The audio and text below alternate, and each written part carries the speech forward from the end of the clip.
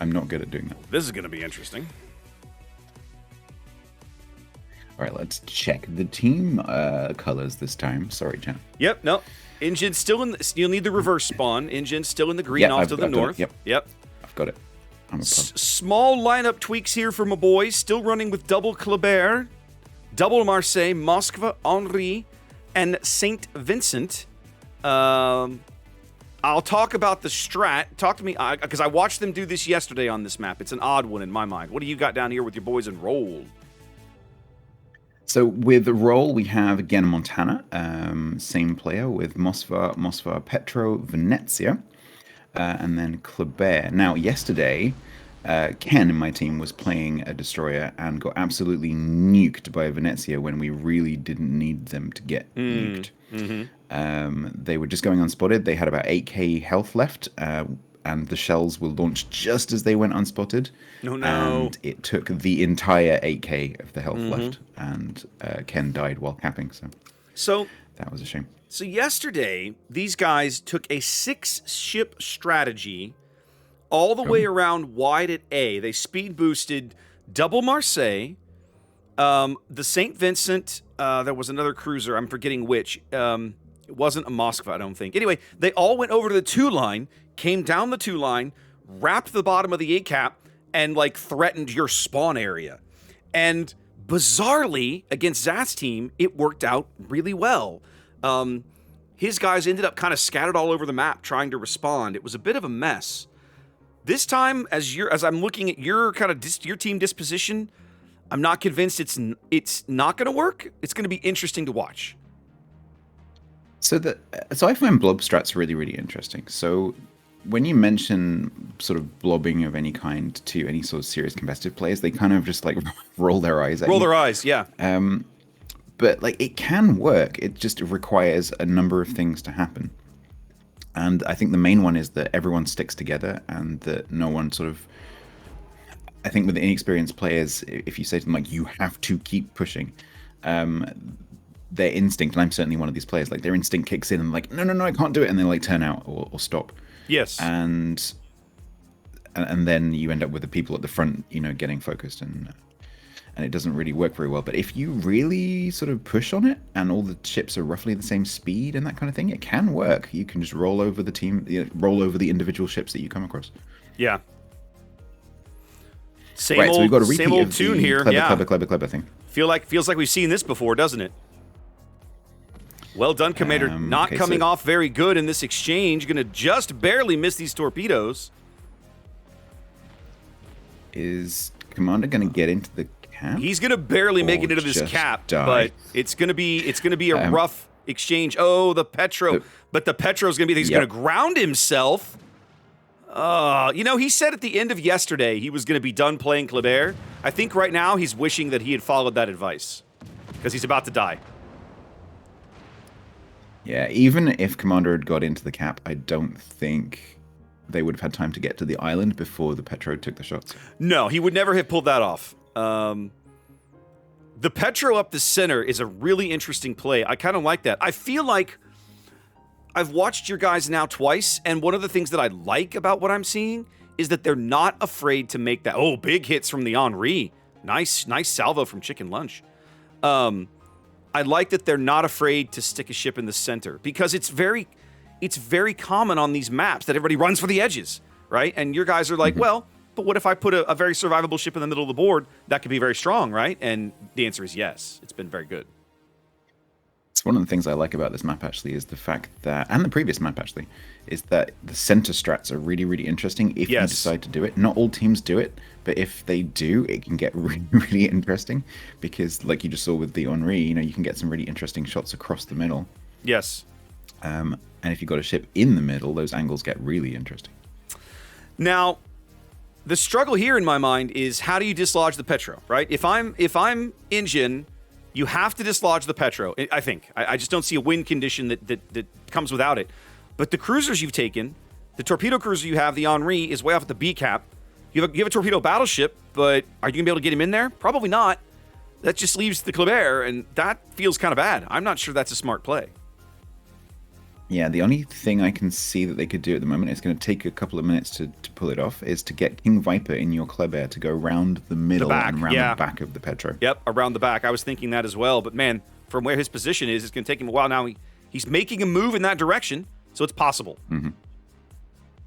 Yeah, I wonder whether that move is to go around the back of Lord Diamond or whether it's to go all the way over to the B cap. No, he just turned right, so I think that is the plan. I mean, the only way that works is I think that's exactly what they do. If you do that, you've got to also be in a position to push Diamond out, right? And the other thing is that your guys on the 7-9 line are not slowing down. They are not waiting, right? So Chicken Lunch was like a sacrificial lamb yesterday in the win against Sath, and honestly, I think he's going to be again. The radar now spotting Viper. They know exactly where he is, so now they can potentially smell this play coming. Yeah, that call for that radar was definitely the team wanting to know where that Kleber is. Absolutely right. Because what is he up to? We haven't seen him for a while. Is he going around the back? Yep, he is. So that allows Lord Diamond to take evasive action and move forward a bit. Yep. Get a bit of space. Excuse me a second. Sorry, voice going. No worries.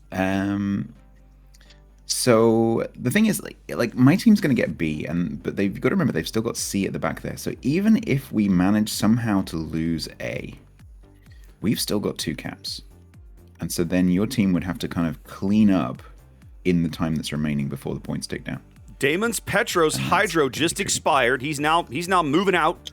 Radar coming up from the Moskva. They want to sniff him out. He's turning to starboard. His guns are looking. Here it comes. Viper coming in now, spotted. There's the Petro guns flipping around.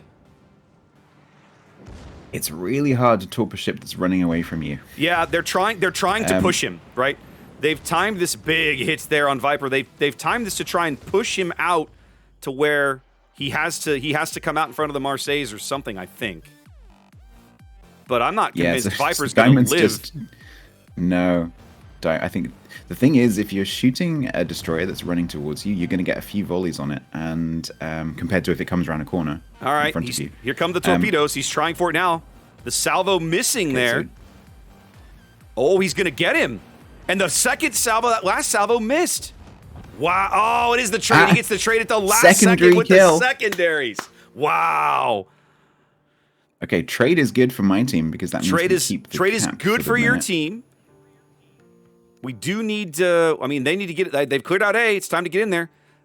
Spepe back there on 157 HP is basically out of the fight. He can't get spotted again. Now, the problem for your cruisers here is that English Gents Montana is right down on the one line. Yeah, he's going to have beautiful shots. Broadside to it. Now, he's only going to get 1 volley realistically. Nope, and he's got 2 different people to shoot at. In fact, he's just lost sight of Geb. He can see Shrimp. Geb's going to be the one to make this move, it looks like. So I wonder, here it comes. That's just the front turrets. Okay, we went for the Marseille because we couldn't see. Yeah, you can't see Jeb, so. Okay, so the Marseille will get into the cap, but look at the points clock. So we've got 44 I was going to say versus 776. Yep, 90 seconds on the timer. Now stepping onto the cap buys us another 60 seconds there. Winner Chick is up on the A line under focus fire from the Moskva and the Venezia. Yep. Clever smoke from the Venezia there. I like that. Yeah, absolutely. If Chick goes down here, that's going to shorten the points clock significantly. Yeah, but the Venezia smoke has actually smoked up the Henri. Yes. It is. That's this. Well, he brought in the smoke, I think, to cover the Moskva. But now he's also it also does block vision the other way. But again, we're back to 90 seconds. That's going to go down further when Chick dies. This exact situation is why I would really love there to be a way to turn off the engine smoke consumable. Like manually turn it off once you started it. Yeah, like you can disable Def AA by turning your secondaries off and on again. I would really love the ability to be able to stop generating smoke. Chicken spotted here now. On 3K, going to be going out. His final salvo here is a good one. Some good hits on the Venezia, but now we're under 60 seconds here to a loss. So the Kleber on my team is a good kill, but there is They'll no never way spot him that again. Minky, my team leader, is going to Nah. fire. No, they'll never spot him again.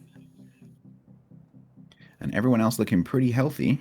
Yeah, we need a kill to extend the time here, and I just don't think it's going to... I don't know where it would come from. We have double Marseilles, but I don't think they can burn this Moskva down in 30 seconds.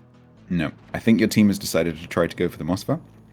I mean, that's about the only thing they've really They could also now got. try to go for the Kleber. But I don't think they're going to be able to do it. No, I don't think so. 10 seconds. Time ticking away here. 3, 1 tick. Now, And losing the... it's all over. Losing the early Kleber was just like almost just... I won't call it unrecoverable, but man, that hurts. I feel like the trade in the Thunderdome was not a bad one, but doing it from if you do that when you're tied on ships, that's good because you're getting a ship, you're giving up a ship to get an opposing ship out of a position you have to get rid of him from. That feels like a good trade. When you're down a ship and you have to sacrifice a ship to do that, that feels awful. So yeah, that because you're making the ratio of ships worse. You're just making it worse. Yeah, you're just making it worse. Well, bummer. The worst Congrats to you thing guys, is though. leaving a ship in a cap that, if it hadn't have died from secondaries, could have capped the cap. Oh, I know. Yeah, that's right. I know. Well, and that's the thing, right? Like, he had to give up so much health to get to that position, and it was telegraphed. They knew exactly where he was, right? So again, kudos to your guys. You've got the radar. The radar sussed him out. The Petro Hydro, they knew almost exactly when he was going to come around that corner. The guns were turned and basically prepped and ready. And then he just runs away and forces you to chase. That gets him all the gun salvos in the world, and there you go. So a really solid win for you guys. Yeah, that's one of the strengths of my team leader, I think, is that he's pretty good at those kind of predictive strategies and so putting ships in places to counter things that he thinks is going to happen. So that was definitely some good calling there.